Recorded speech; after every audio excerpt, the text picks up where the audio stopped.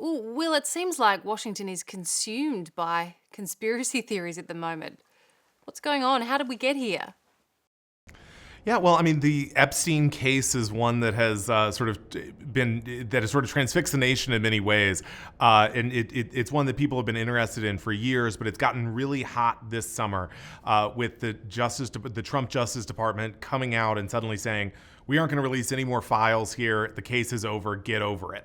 And that conflicts with a lot of what the Trump administration and the campaign had been saying. They said we're about to release the Epstein files. They said the Attorney General said the Epstein client list is on my desk. And so this sort of abrupt reversal has both alienated Trump from his base, and it has also raised a lot of questions, saying, is Trump in the files? What is he covering up? Yeah, historically, how has it unfolded? We can start it in 2002 when New York Magazine profiles Jeffrey Epstein, this mysterious, wealthy guy with properties across the country. He has an island. He hangs out with all these powerful and famous people, but no one really knows how he's rich. They don't know why everyone wants to hang out with him. And Donald Trump gives a quote saying something along the lines of, well, Jeffrey likes women as much as I do, maybe even more, some of them very young. So it suggests that Trump knows something's going on. Then cut to a few years later in Florida, there's a sexual abuse case filed against Epstein regarding sexual massages with underage girls. And ultimately, both the federal and state governments there cut a sweetheart deal with Epstein that results in very light punishment and essentially frees him from prosecution for any other crimes, which was very surprising because the law enforcement on the case thought, they could have put him away for many years. Then this sort of mystery around Epstein sort of lingers. He returns to the public eye. A lot of his famous friends come back to him despite the sexual abuse charge. And then in 2019, he's indicted federally on sex trafficking charges, and then mysteriously dies in what is officially classified as a suicide in a New York jail cell. And that really is the moment that the mystery surrounding Epstein really explodes, and there become these demands to release the Epstein client list and to sort of explore the case more fully. Do you think it's a bit of deliberate confusion then from the administration? It's very strange how this has been handled. And I think that is partially why people's interest has been piqued here. It's very rare for Trump to be out of step with the base. And in particular, I don't think he's ever been out of step with the base for now weeks at a time. And so this is something that I think it suggests, why wouldn't he give them the files? Why is he saying, we have to move on, we have to get over it, and saying, anyone who believed in this, I don't want their support, they're weaklings, what have you. So that, I think, suggests to a lot of people that Trump is covering something up.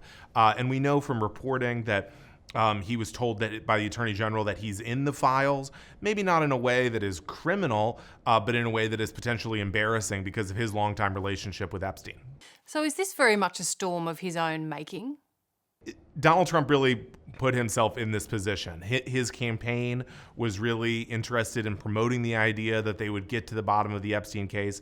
J.D. Vance, when the vice president, said during the campaign, we want to see the client list. Kash Patel, who's now the FBI director, said the FBI has the files, they can release them. And more broadly, Trump himself has, for more than a decade, embraced conspiracy theories. Up until, certainly when he began running for president, he's embraced a lot of conspiracy theories, including QAnon, in which the Epstein files play a large role. Let's dig into some of that. How has President Trump historically used conspiracy theories to really build his own political career and rally his troops? Sure. So like I said, in around 2012, he really rose to prominence as a political figure by championing the idea that Barack Obama wasn't born in the United States and thus ineligible to be president, what we called the birther conspiracy theory. He was really interested in funding these efforts to prove Obama couldn't legally be president. But then, more recently in 2016, when he was running for office, he's encouraged conspiracy theories. And really, I think importantly, Trump has never disowned these conspiracy theories. He's never come out and said, this stuff is not true. Stop promoting this bile in my name. And of course, maybe the most famous conspiracy theory Trump has latched onto before is the idea that the 2020 election was stolen. And so that has infected, certainly the vast majority of the Republican Party and led to the January 6th riot. Some of these theories sound so far-fetched. What is it that makes a particular idea, conspiracy theory, if you like, take hold? Sure. I think it's often conspiracy theories that have a real emotional resonance with people that go beyond. I mean, there aren't like a lot of conspiracy theories about, lowering taxes or tariffs or what have you. I mean, it has to be something that I think is often linked to violence or or sexual abuse or things like that. For example, obviously the John F. Kennedy assassination was sort of the original modern American conspiracy theory. And I think when people look back at that, they're not just seeing that the president was killed. They're seeing often that their own childhood innocence was destroyed or that America lost its innocence. And in this case, in the case of the Epstein files, people are seeing the idea of children being abused. And I think sometimes that can resonate with people if they've had sexual abuse in their own lives. Or I think just more broadly, the idea of world elites doing sort of the most heinous things we can imagine and acting with impunity has really sunk in with a lot of people. What are some of the big things that people firmly believe Trump was going to somehow magically reveal or deliver? Sure. So QAnon started in 2017 with some anonymous message board posts from a figure named Q. People online started to believe that this person was in the Trump administration. And these clues being provided by Q sketched out a world where the world is controlled by a cabal of satanic pedophile elites who abuse children in satanic rituals, drink their blood, what have you. And that this has kind of been the case for hundreds of years. And that Donald Trump was recruited in 2016 by the military to run for president, and then the idea being that the military and Trump would team up together and take on the pedophiles, and there would be this moment called the storm where all the bad people in the Democratic Party and Hollywood and finance would be arrested and maybe executed, sent to Guantanamo Bay, and then the rest of us would live in this kind of like quasi-fascist utopia. And so that was sort of the key. I mean, they saw Trump as basically a messianic figure. What is it about the Epstein case, these promised files, that's so alluring, so fascinating to Trump's followers and his detractors? How did he make so much money? Why were all of these influential people, from Bill Gates to Bill Clinton to Donald Trump, why did they all hang out with him? What exactly was he up to? I mean, and you have these real legitimate victims.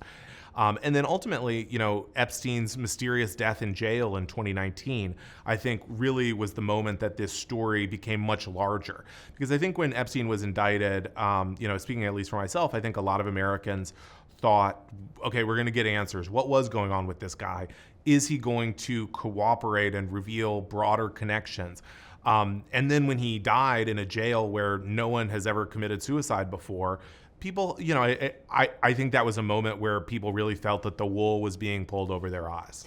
And Donald Trump has leaned into that. I mean, he has said, it'd be really good to know what actually went on in that jail. We should look into that more, hasn't he? He's kind of seized that sense of confusion or mistrust around Epstein's death.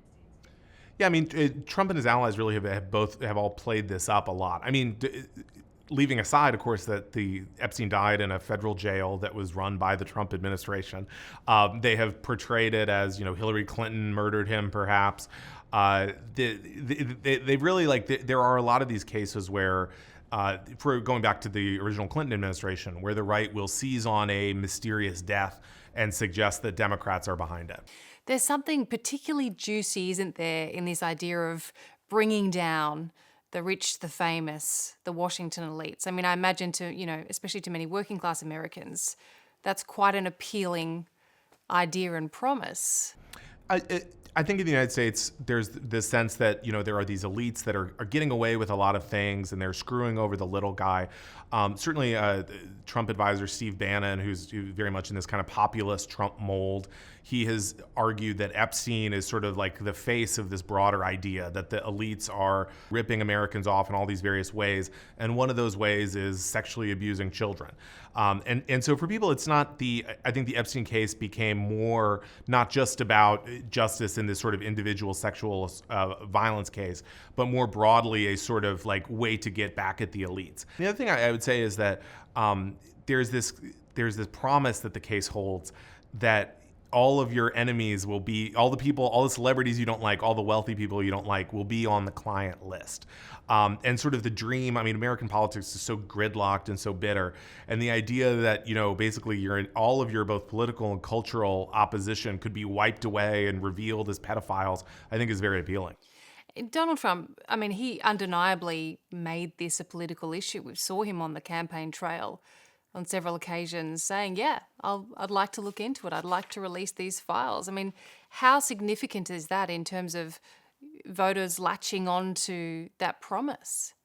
I think in particular, there's sort of a slice of voters that were very passionate about this who are not traditionally Republicans. I think there are a lot of independent voters who weren't that political, but they say, this is a case that offends me. This is not a typically political idea, but I do want justice. I want to know what happened, because I feel that something happened with Epstein's death. And so when Trump and his surrogates would go on podcasts and they would be asked about these issues and they'd say, like, yeah, we're going to get to the bottom of it, I think that's something that's sunk in with people who wouldn't necessarily be Trump supporters. A lot of Trump supporters, including some pretty influential, right-wing media podcasters, have built a huge following based around this promise. The Epstein saga, the files would be released. What's the impact then? I mean, how significant is it for the president to dismiss and in a sense, betray those people? I think it is a legitimate problem. One of the president's most prominent media figure supporters, a woman named Laura Loomer, has said, this could cost us the midterm elections. We could lose the House of Representatives next year because of this. There are people who are saying this could cost Republicans control of Congress because I think it's something that kind of just sticks in people's craw. And it's something where they feel that their intelligence is being insulted, and that sort of uniquely among political issues is something that I think irritates people. So I think this is, we've seen the challenge here, and Republicans are clearly taking it seriously because they shut down the House of Representatives early this summer to basically avoid a vote on releasing the files. So I think there's a sense that Republican politicians in Congress are starting to break and are starting to say, ooh, maybe I need to be on the right side of this Epstein issue and support more disclosure, but then that's going to make Trump mad, and so they're in this bind. What would be your take? Do you think that's a valid concern for them, that they could actually lose control of Congress? I think this is a legitimate political issue. I think it is... it's strange because it seems so sort of irrelevant when compared to the broader issues in American life. But I think this is one that has really resonated with a lot of people, and one that I think it's just kind of, I think people are going to feel bad about voting for Trump. A lot of people, if they feel, well, I'm going to vote for this guy, but I kind of think he's covering up his connection to this pedophile. That is something that is difficult for people. Denying and distracting is straight out of his playbook. Why isn't it working in this case? Sure. So the Trump administration has sort of desperately thrown up these various diversions. Trump's everything from, well, they're going to change the recipe for Coca-Cola to saying, I'm going to take Rosie O'Donnell's citizenship away, to more broadly, the administration has rolled out all of these accusations against Barack Obama and his administration, saying that, they committed treason in the 2016 election. But really, I'm finding that a lot of those things are not sinking in. I think it's because, the Epstein case is just a lot more compelling. I think even a lot of Republicans can see that this is a smokescreen, that it's no accident that suddenly, at maybe kind of the biggest crisis of the Trump administration so far, they're unveiling all these documents about Obama. And really, those files are, if you look at the Obama thing, well, did they maybe not take seriously enough one intelligence report over another, versus Donald Trump is covering up his connection to a pedophile, and here we're going to describe the birthday letter he wrote to that pedophile. That is a lot more visceral to people. Is this the biggest crisis of the Trump administration so far? It is the biggest crisis, yes. I would say that the Trump administration is really out of step here, and they don't know what to do. I don't know what they're going to do when the House of Representatives comes back in the fall. I think the heat is still being turned up. Trump just recently, see, he appears to have no way to handle this issue, which is very unusual for him. He was recently asked, well, why did you fall out with Epstein? And the right-wing media cover line had been, well, he didn't like that Epstein was a pedophile. But in fact, now Trump is saying he stole an employee from my hotel, that employee being Virginia Giuffre, who, Epstein went on to abuse. So then Trump talking in this way about like these women who went on to be victims as like his property that Epstein stole, I think is really only going to keep the crisis going. He's digging himself a bigger hole. Exactly. I mean, he seems to, I think, not understand why this is important to his base and to people more broadly, that he can't. I think there's been some attempt to sort of set up like a fake investigation where, the Justice Department interviews Ghislaine Maxwell, or they try to get some grand jury transcripts released, but they really seem to have no way to get a hold of this. Let's talk about that. Sending federal authorities to re-interview a convicted sex offender who is at the centre of this, who arguably knows more than anyone left alive on this earth about what actually happened. I mean, what message is that sending at this point? I think it looks like a sort of scheme between the government and Ghislaine Maxwell. We know that they sent the Deputy Attorney General, who is also Trump's defense attorney, Todd Blanche. He has said he is friends with Ghislaine Maxwell's lawyer. So they're going and meeting. They just fired the actual prosecutor on the Ghislaine Maxwell case, so she's gone. It looks like some kind of shady deal is being struck. Maxwell's lawyer keeps saying, Trump knows the art of the deal. He's referencing some kind of deal. She is the definition of someone who is under duress here. She's facing 2 decades in prison. She would be willing to say just about anything. She also has a ton of other credibility issues. She had a perjury charge in the past. I think what a cynical person might think is going on here is that she's going to name some names that are definitely not Donald Trump, and she will get some kind of cooperation deal or a commutation that would reduce her sentence. How would you describe the president's handling of this issue in recent weeks? I would say totally inept. It's a quagmire flopping around. Trump has consistently been able to maintain a connection to at least, roughly a third of the country. And now, he's really antagonized them. He's provided a huge opening to Democrats because he just has no single line on this. I think he just sort of doesn't understand why people care about it. And so he doesn't understand how he can get out of it. He lashed out at his own supporters, calling them stupid, which is pretty unusual for him. Is that a desperate move? Is that a careless move? Well, typically, Trump loves anyone who supports him. He has supported just truly heinous people. In the case of QAnon, he said, maybe they're right about some things. I know that they really like me. If you're a Trump supporter, he likes you. He's pardoned all kinds of people who have had serious criminal offenses that they've committed, but they're part of the MAGA coalition, so he lets them go. But in this case, it is very bizarre. I think this might be the first time he's insulted his supporters. He called them weaklings, said he didn't want their support if they're interested in the Epstein case. So it's very bizarre. What do you think the impact of that is likely to be for a man who, as you say, he's gotten away with a lot. His supporters have been extremely forgiving. And then to be called stupid and to be dismissed, it seems unusual from him. I think it could depress the Republican vote in the midterms next year. I think it could sort of snap people out of this Trump fervor that they're in, where Trump is someone who can do no wrong and whatever Trump does is right. We've seen this over and over where Trump will flip-flop on some policy issue, or he'll suddenly, with someone who is his ally, he'll declare that they're his enemy, and suddenly the Republican base swings behind him, whatever he says. This time, though, I think it's something that they feel so passionately about the Epstein case, and they think there's this huge pedophile cabal, and suddenly Trump is saying, we're not going to discuss the pedophile cabal. Let's move on. I think that's something that's very difficult for people to square. So you're in DC. I mean, you're right in the thick of it. You're talking to lawmakers, you're talking to people in the administration. Do you get the sense that this is really, I mean, this could be a real problem for him? This is the one that's not going away? This is a serious issue for the Trump administration. The Congress, Republican offices have been deluged with calls demanding that they release the Epstein files. Representative Marjorie Taylor Greene, who's a very hard right member of Congress from Georgia, she said something like 99% of the calls her office was getting this summer have been about Epstein. So, I mean, there is a ton of pressure on Republicans. And they know, I mean, they need to defend their seats next year, and they're going back to their districts, they're doing town halls, and they're facing people who are mad about this.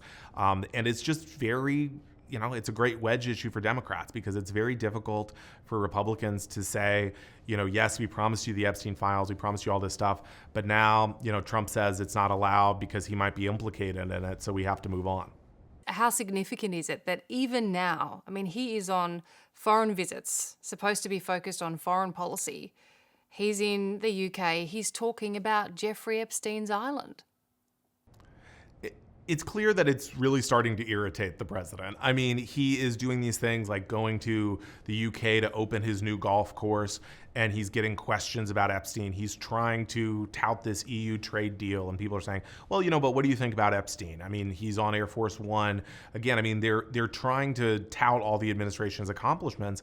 I mean, if you take a step back, I mean, we've been following this Epstein case for so many years, but if you look at it and the idea that the president now has to go out and say, well, I only sort of briefly knew the notorious pedophile, or you can't trust my loving birthday letter to him. I mean, just politically, that is poisonous. I mean, it's just an awful story no matter who you are. What's the way forward for him? I mean, is the clear, simple way forward just to release them? Or, I mean, he's really got himself into a bit of a hole here, hasn't he? I think it's a really difficult issue for Trump. On one hand, the administration seems to be trying to do some kind of what we might call a limited hangout, where they release a little bit of information. They're trying to get the grand jury transcripts released. The judges don't seem very willing to do that, but they could try to do that. Again, they could maybe go to Ghislaine Maxwell and see what she'll say. But they seem really resistant to more broadly releasing the files. So I think they're stuck. I mean, unless they're willing to just release them and accept whatever ways Trump has mentioned in them. Clearly they're trying to hope that something will distract and people will move on. But I mean, absent just some really seismic news event, I think they're stuck with this for the long term. And that drip feeding of, bits and pieces of information, do you think that will satisfy the public? I don't think the public is going to be happy with this attempt to have perhaps sort of a quasi cover up, particularly if the administration cuts some kind of deal with Ghislaine Maxwell. This is someone who is sort of almost like the embodiment of evil to the American public. And to then say, well, maybe we're going to cut her sentence in half or maybe even release her. On one hand, Trump has managed to convince a lot of Republicans that like federal law enforcement is just totally untrustworthy in the federal cases against him, for example. So theoretically, he could say, well, Ghislaine was a victim of the Obama Justice Department or the Biden Justice Department that was out to get me as well. But when I listen to sort of grassroots Republicans, there's still a lot of skepticism about the idea of cutting a deal with Ghislaine Maxwell. When we look back at his presidencies, impeachment, convictions, January 6th, why has the Epstein case backfired so badly? It's something that Republicans had themselves embraced as an issue. Often these things that Trump has done or been caught doing are things that Republicans, he had already sort of laid the groundwork for them to accept are not that big a deal. Or there was sort of a long time horizon where in the case of the FBI's Russia investigation, for example, the right-wing media was able to convince Republicans that, this investigation is so poisoned, things like this. Whereas with Epstein, everything in right-wing media, all of the president's allies were saying Epstein is a big deal. Epstein is about Bill and Hillary Clinton. It's about all these Democrats. You should care about Epstein and we need answers. And then suddenly Trump says, no, get over it. So I think that is where it's sort of hitting a wall. And do you think he's giving people the sense that, he's not only protecting perhaps friends predators, but also himself? I think increasingly that is sort of the conclusion to draw. You have to start wondering, why is Trump acting so strangely about this? So you can see the administration attempts to sort of reduce the excitement around the files. And I think a lot of that is based on the fact that Trump is in them. Do you think he can survive this politically? I think Trump, he would just never resign or anything like that. He'll survive it to the extent that he stays in office. But I think it will be a huge hit to his political capital and his prestige, and maybe even his sort of ties to congressional Republicans. If they start to break with him more and criticize and say, you need to release these files, we're getting too much heat. So I think this is a serious issue, and I think it's going to haunt the 2028 presidential race too. If J.D. Vance, the vice president, runs for office, people are going to say, well, why did you say you wanted to see the Epstein files so bad? And then you said, oh no, we can't, you supported the president's efforts to not release the files. Well, that's talking about 2028. I mean, this story is really not going away. I think this is really going to be an issue for a long time in American politics. How do Donald Trump's supporters view him? What is he to them? Well, for a lot of Trump supporters, Trump is sort of a near messianic figure. I mean, they believe that the world is rife with evil. I mean, they think in some cases that Satan literally works his evil deeds across the country. And they think that Donald Trump was, recruited by the military or by God, frankly, to take on these evil forces. In the case of January 6th, several people who died that day were QAnon supporters who thought that day would mark sort of the utopian moment where Trump assumed sort of a dictatorial power. For some of them, I mean, they think he could even bring in a world where diseases are cured, where debts are abolished. I mean, so for a lot of Trump supporters, I mean, this is a very personal issue that they think their lives will materially change because of his presidency. How heavily did Donald Trump and his allies lean into the Epstein case on the campaign trail? I mean, Epstein was a huge issue. I mean, it was one of the major issues of the Trump campaign. I mean, they would go on these podcasts, on TV shows, and so people bring it up a lot. And they say, are you going to be the one who finally figures out what happened to Epstein? How did he die? Who was he associated with? I think a lot of people really believe Trump would do it. I mean, so he's kind of hoisted on his own petard here. I mean, he revved up this base, and now when they're asking for what he promised them, he's refusing to deliver. Donald Trump has always campaigned on draining the swamp, bringing down the Washington elites, anti-establishment. Is he still viewed that way in light of this backflip? I think Trump has lost a lot of his sort of anti-establishment credibility here. I mean, it looks like he's covering something up, that he's either covering up his relationship with a wealthy pedophile, or that he's maybe covering up for one of his friends. Even some Trump supporters who say he's right not to release the files are saying, well, maybe the issue is what's in the files is just too explosive, and so we have to cover it up. Which is sort of a politically awkward position to be in. How big a role did the right-wing media, influencers, podcasters play in Donald Trump's popularity and following? And how has this changed that? Trump really was sort of a creation of right-wing media. Rather than going through sort of the party apparatus in 2016 and winning the approval of sort of the big wigs in the Republican Party, instead he appealed directly to the right-wing media and got to his voters that way. And as a result, he's created this sort of whole apparatus around him of people who have built their audiences by being the most pro-Trump people in the media and by sort of giving them that same red meat, giving their audiences the same red meat that Trump does. And so when they had a decision to make, I mean, a lot of them said, well, maybe Trump doesn't understand how important the files are to us, things like that. But I think this issue is still kind of dragging on because very few people in right-wing media have really said, yes, it is a good decision not to release the files. It's very hard for them to move on from it too, isn't it? I mean, the audience, this is what they want. And, traditionally the audience in the conservative media gets exactly what they want. We can look at the 2020 election where Fox News was initially saying the election wasn't stolen. And then the emails come out where they're saying, we're losing audience. We're terrified they're going to the places where they will say the election was stolen. So we need to start saying that.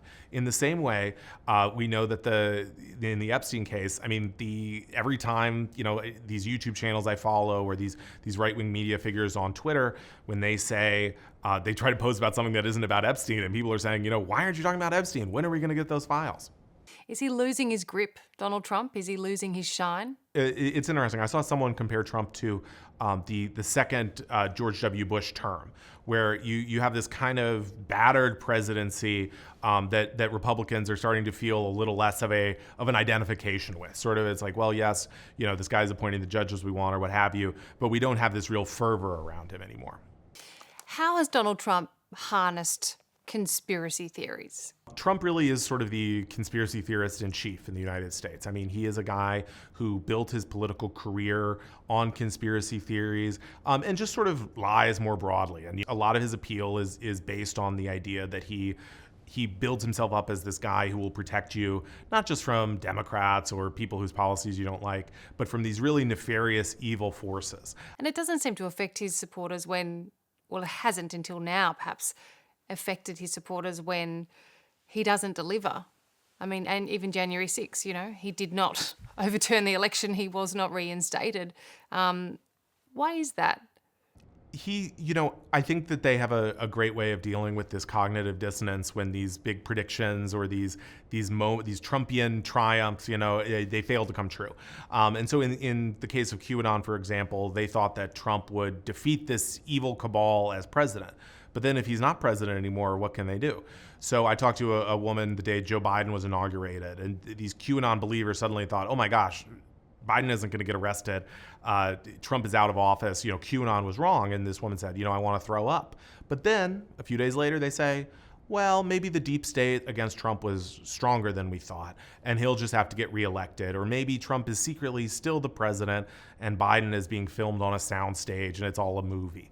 And so, there are really incredible ways that they have to rationalize all of these disappointments and failures. How do Trump supporters view Jeffrey Epstein himself?